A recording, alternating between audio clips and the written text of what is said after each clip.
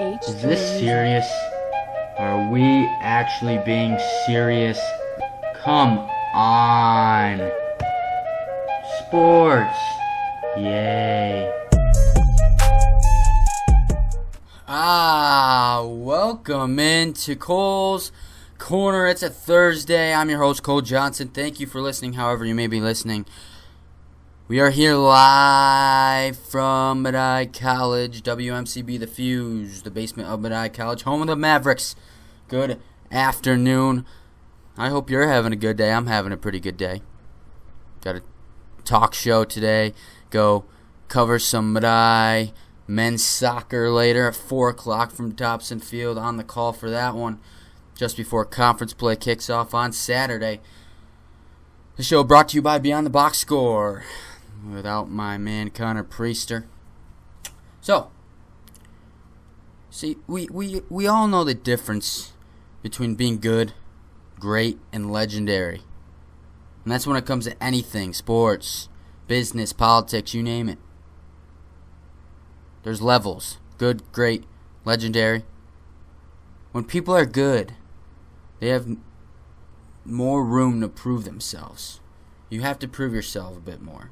When you're great, you're on the way there, but you need to take that last extra step to be legendary. When you're legendary, you're already there. You don't need to prove anything. Your legacy is cemented in history within your given field. Now, it becomes even more this way when you're considered as possibly the greatest basketball player of all time. When you make 8 straight NBA Finals, winning 3 of them. Not to mention single-handedly bringing an incompetent Cleveland team to the finals when they had no right being there. So LeBron James was asked at Lakers Media Day this week how he would prove himself to Los Angeles, how he would prove his loyalty to LA. Here, let's listen to the clip. Your deal. How much more? What do you want me to do? Yeah. That's fine. I mean, we talked to them outside of here yesterday. Listen, I signed a 4-year deal. I'm here, so I know what I bring to the table on the floor. So, that's it. An LA reporter asked LeBron James what he had to do to prove himself to LA, the loyalty. And it missed the first part there. He goes, huh? Me? You're talking to me? Yeah, I signed a 4-year deal with this team.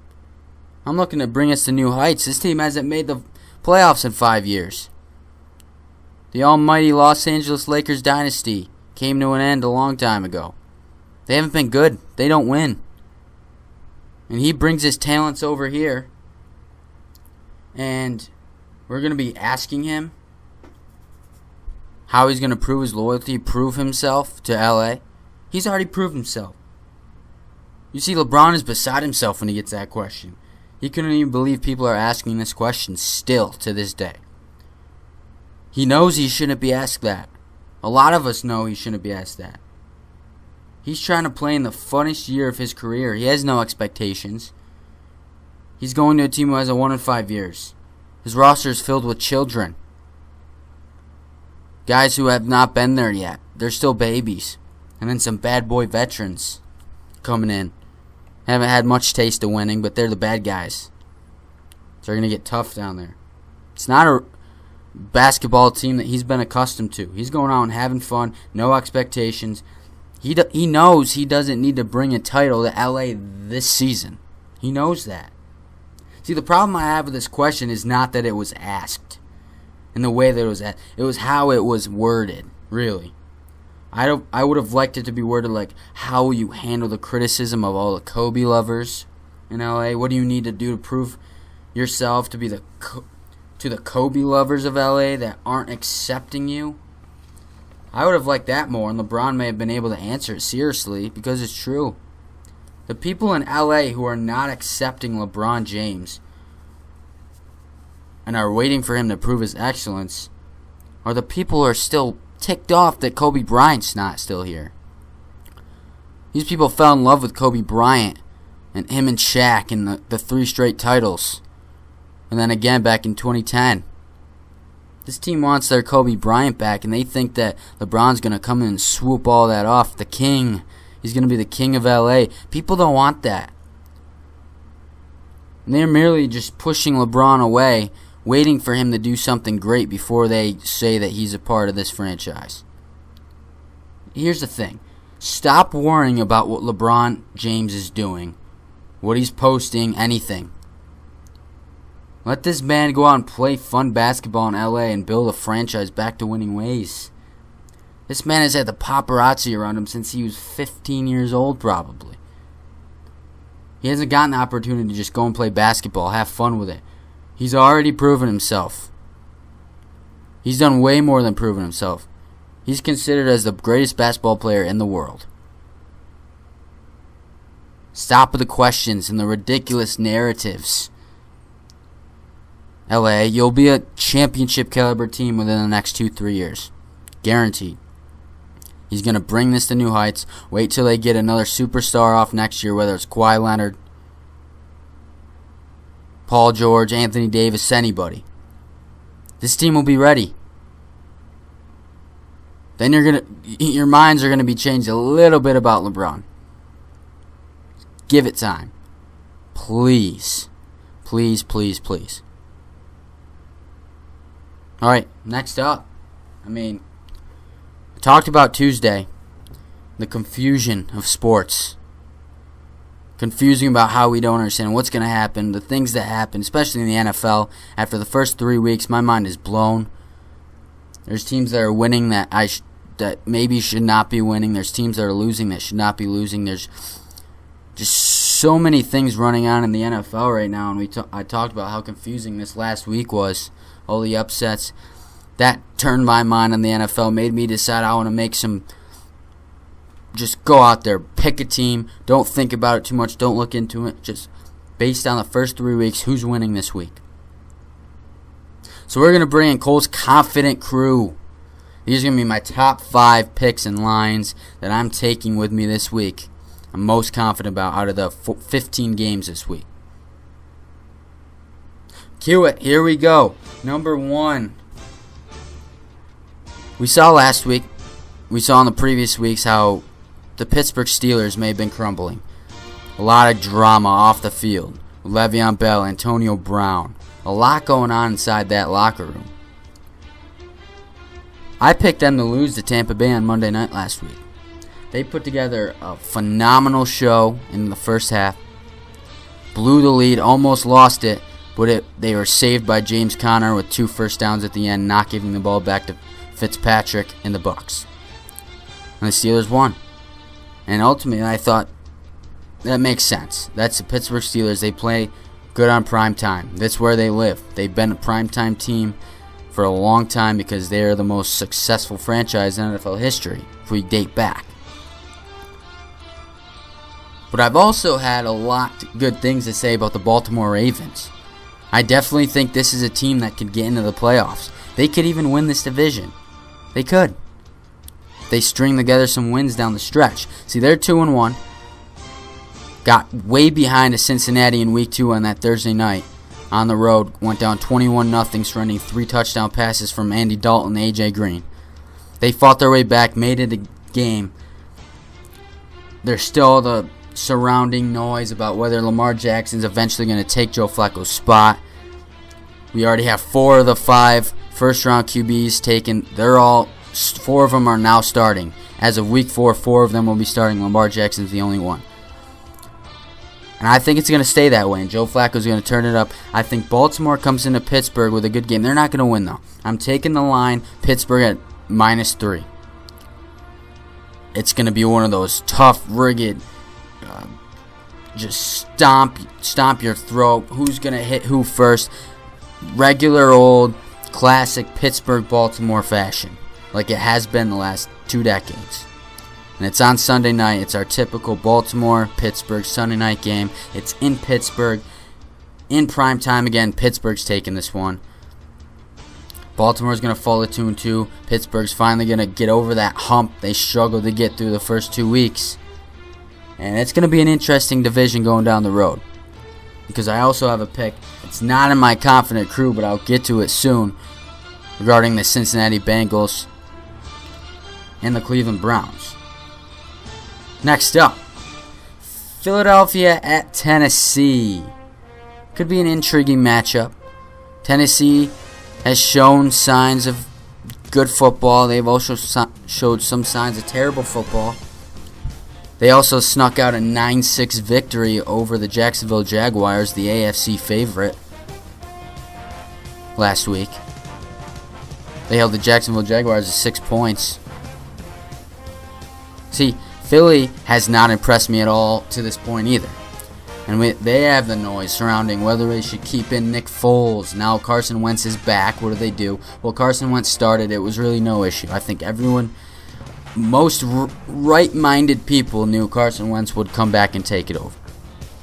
So you have Nick Foles, the Super Bowl MVP, on the bench as a backup. It happens. Sorry, Nick. But Philly has not impressed me. They snuck out one in Week 1 against Atlanta. Week 2, they get beat by the Bucs. And then last week, they survived the Indianapolis Colts at home. Andrew Luck had a 4th and goal. The Colts had a chance to take the lead late. Got tripped up and sacked. Philly holds on. They win the game. They have not impressed me. They don't look like the team they were at the end of last year. And that I didn't expect them to be. But they're still a good football team. They're gonna be good by the end of the year. Don't sleep on the Eagles. They're gonna win the NFC East, and they're gonna make some noise. They're gonna be up there in talks with the Rams, Vikings.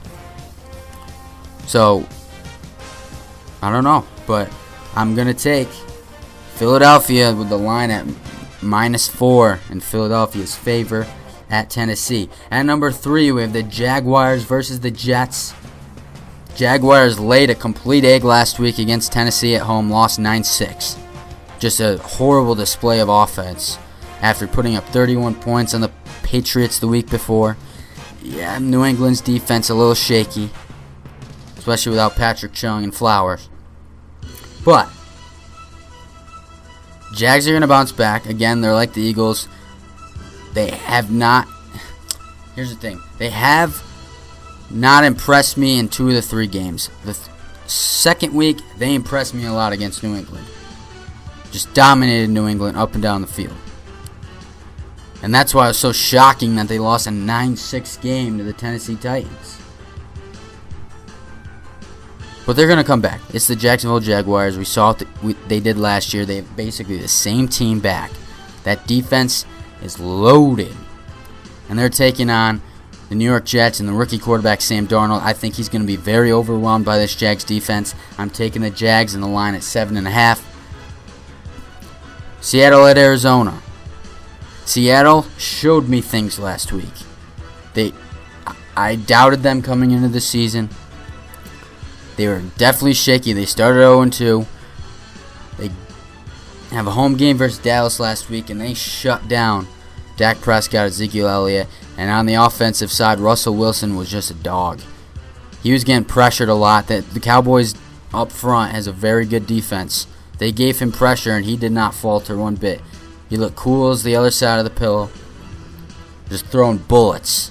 And Russell Wilson looked really good. And that's the one thing that Seattle has hope, is that their quarterback is Russell Wilson. They don't have a lot of pieces. Their defense fell apart. The Legion of Boom is gone. They're relying on Russell Wilson, and I think he can take them. I don't think they're making the playoffs. But we're looking at this week. They're at Arizona, a team who is now starting Josh Rosen. I don't know if he's ready yet. I think he should have been starting week 1. Yes, I just don't know if he's ready to win games. Seattle, -3 line.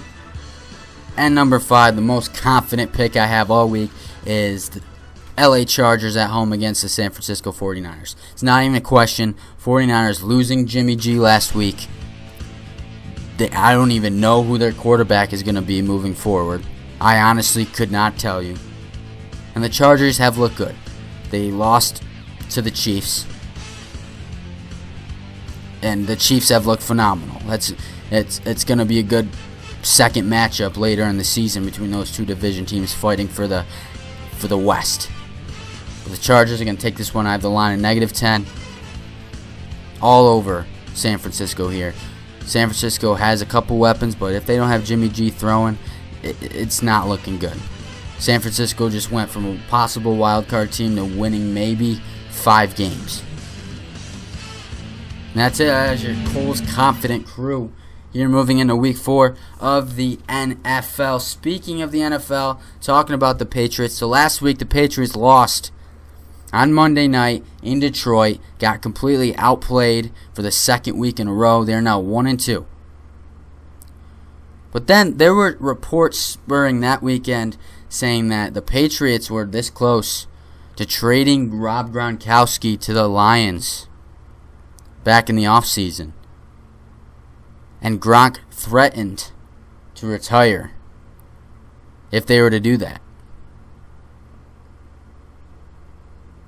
So, I mean, it's pretty evident that I don't know what the Patriots are doing, but Gronk doesn't want to leave. He threatened to retire. He threatened to end his career if they were to trade him. Well, he was asked about it after the game in Detroit, and here's what he said.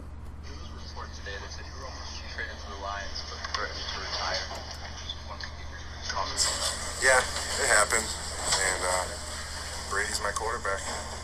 That's all. Wasn't going anywhere without Brady. It happens. It's football.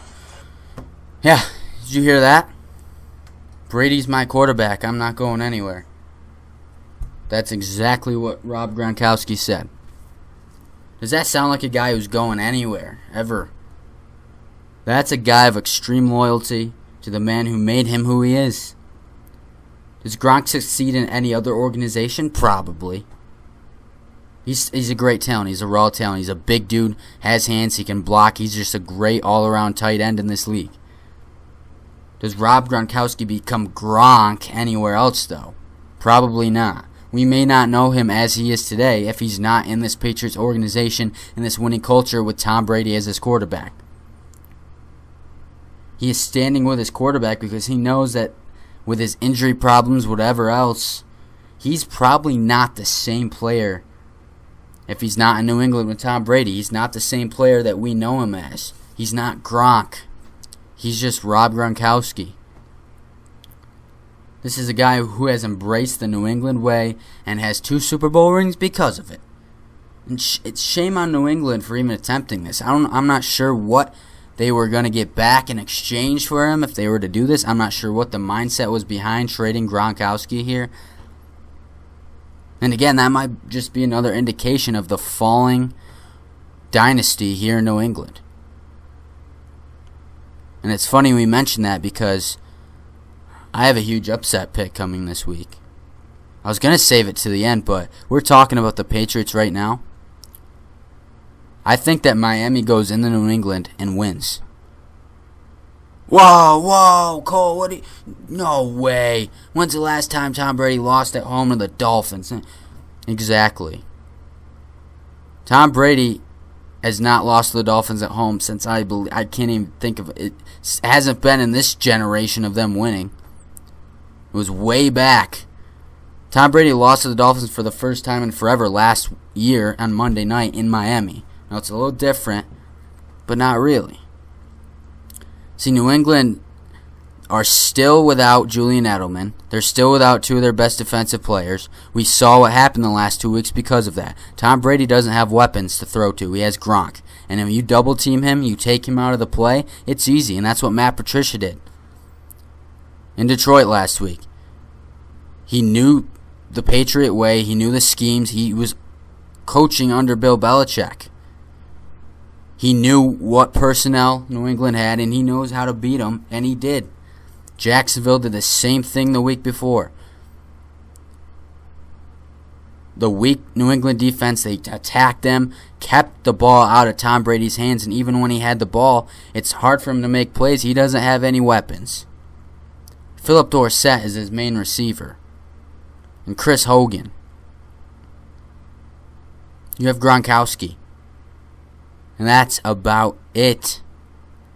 The Miami Dolphins are coming in at 3-0. I think they're going to shake the NFL world, go and beat New England in New England, and come out 4-0, and they're going to be the talk of the league. I'm not saying that's going to keep up. I don't think the Dolphins have the team that's going to keep up the full 16-game season and make a playoff spot. That's a stretch. But do you remember back, what year was it? Denver Broncos came out 5-0 with Sean McDaniels as the head coach. Everyone was hyping them up. They completely lost everything. Crap the bed. I feel like that's something possible for Miami, but they're going to go into New England this week, turn the tides of the NFL, put New England at 1-3, not necessarily ending their season. Their season's never over. We mentioned they're not great in September. They turn it up. They win their games in November, December when it matters.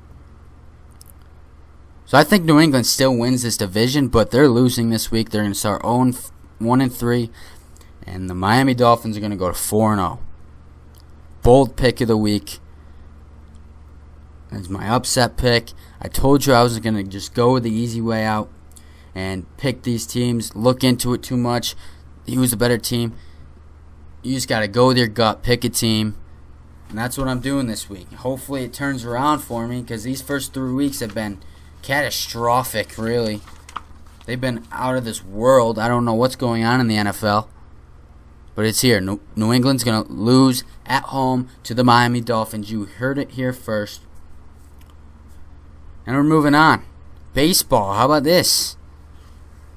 Hitting all sports this afternoon. I love it. So last night we witnessed history. Someone might ask, what? What history? Well, we sort of did. But will anyone be talking about it in 20 years? Probably not. Last night, the baseball world was enlightened, with the new franchises being the laughing stock of baseball. It's not just because they had a 10-game below 500 record. It's not because they were 20 games below expectations, or that they have been the second team in New York for over 20 years besides maybe 2015. It's because the New York Mets, yes, the New York Mets, let out the plague of the Queens this year.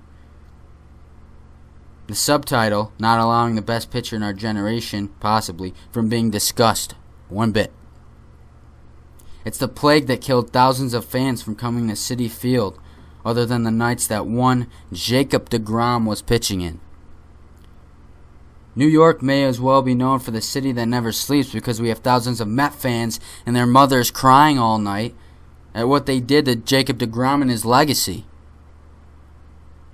Now, if you're not picking up what I'm putting down, Jacob deGrom just completed one of the best statistical seasons in pitching we have ever seen in the history of baseball, America's pastime. Unbelievable numbers. Let's run him through. He has the second lowest ERA since 1996. Second to Zach Greinke from 2015. He had a 1.70 ERA with 217 innings pitched. He's the fastest Met to record 1,000 strikeouts. He gave up no more than 3 runs allowed in 29 straight starts. Listen to this. If the Mets managed to score more than 3-4 runs in his last 29 starts, Jacob deGrom goes 30-0. A 30-0 with a 1.7 ERA. Are you kidding me? It's unbelievable. But yeah, listen. His record, a blasphemous 10-9. This man has a 1.7 ERA and 217 innings pitched. He has a 10-9 record. Are we serious? It's almost laughable. It's the Mets just. What are we doing? Jacob deGrom should be allowed to run the streets of New York naked, with a gun in his hand, a bottle of Jack in the other, while carrying a stripper. That's what Jacob deGrom gets. That's what he should get for what happened to him this year. It's insanity. The sad part about it, all jokes aside, is that we aren't going to see numbers like this for a very long time. We have a lot of good pitchers in today's game, a lot of great pitchers. Especially go look at the AL side of things. There's a lot of guys in the running for the Cy Young over there. A couple of them might be taken out, like Trevor Bauer, because he was injured for a while. Chris Sale, same thing. And on the NL side, you still have Max Scherzer. We have a lot of great pitchers in today's league, and there's going to be more to come. A lot of future stars coming up. We aren't going to see numbers like this for a while. And the fact that a guy like this had to go 10-9 because his team can't score runs is absurd. No one's going to talk about it because the Mets only won 74 games and finished 4th in the NL East. Just over the Miami Marlins, dead last. This was a team that was picked to win the wild card at the start of the year. This team started 10-0. This team started 10-0. So Jacob deGrom's going to be should win the NL Cy Young this year, but he's going to have a 10-9 record posted next to his name. That's just sad. So I and the entire baseball world, entire baseball community, all professional sports would like to submit a formal apology to Jacob deGrom. We are truly sorry. Best wishes in your future endeavors. Maybe next year you'll get 13, 14 wins. Oh, jeez. Holy cow. It's just sad to see. You have to feel bad for the guy. You have to. I don't know. It's hard to even look at a stat like that. Anyway, Cooler Fool. We're on to Cooler Fool. So last Sunday, talked about the Buffalo Bills climbing out of the dumpster and just completely dominating the NFC favorite, one of the NFC favorites, the Minnesota Vikings, in Minnesota, 27-6. They're up 27-0 for a while. Rookie quarterback Josh Allen just took over that game, made a couple great plays. The funny thing is, Kirk Cousins, remember back a few years ago, he led a game-winning drive. There's a lot of talk surrounding him, whether he should be the franchise quarterback at Washington. People are looking for his head. Washington wanted his head, wanted a new quarterback behind center. And he walks into the locker room, looks straight into the camera and goes, "You like that?" Yeah, that was Kirk Cousins. Circa Kirk Cousins. Well, Tre'Davious White, second-year cornerback from Buffalo, he had his own little spin to it. He's back at Kirk Cousins. 27-6 victory from the Buffalo Bills at Minnesota. He does the same thing. You like that? In the camera. After the win versus the Vikings. This is cool. This is awesome. It might be my bias. I'm totally not a Kirk Cousins fan. Never have been. I'm not sure if it was because the Giants played him 2 times a year in Washington. I just have never had a thing for Kirk Cousins. I think he's highly overrated, and I love this. Tre'Davious White, he's going to be one of the best corners in the league. Already arguably is in just his second year. He shut down Stephon Diggs this past weekend. I love it. It's cool. It is cool all the way, Tre'Davious White. As long as you can back it up, you don't get too on the trash-talking side like Jalen Ramsey, Richard Sherman. And if you don't put yourself up in that, if you keep yourself low and cool, but still able to talk some trash like that, and a little digs in there to guys, yeah, I love it. That's cool. Keep it up, Trey. So, to wrap it up, thank you again for joining, however you may be listening here on Cole's Corner. Back to LeBron James. We live in a world where media has controlled everything. Media is the backbone of communication on a day-to-day basis for everyone in this world, especially in the sports world. A lot of guys' reputations are set up, put down, sent all around through social media. We see guys in professional sports being talked about on the daily, every second, every minute. But we can't come to terms with the fact that when someone is great, someone is legendary, that we need to let them off the hook. They already have cemented themselves and their legacy moving forward for the rest of sports history. Why do we have to talk about everything they do? Every little thing they do? Why do we have to criticize every move they make? Why do we have to ask a guy like LeBron James what he's going to do to prove himself to Los Angeles? It's getting boring. Long and boring. These questions that come up. Ask him about his meal plan, how he stays in shape, how he's still dominating at this age. What his plans are after the NBA, when he is thinking about retiring. Ask him what his ideal record for the LA Lakers are this year, the baby team. How about things like that? Why are we asking LeBron James what he has to do to prove himself to LA and prove his loyalty? The man has a 4-year contract. He came over here from the Eastern Conference going to 8 straight NBA Finals, which he would have kept doing if he stayed there. No matter what team he's on, he's bringing them there. He comes over to the West. He wants more competition. He wants to play some fun basketball for a year.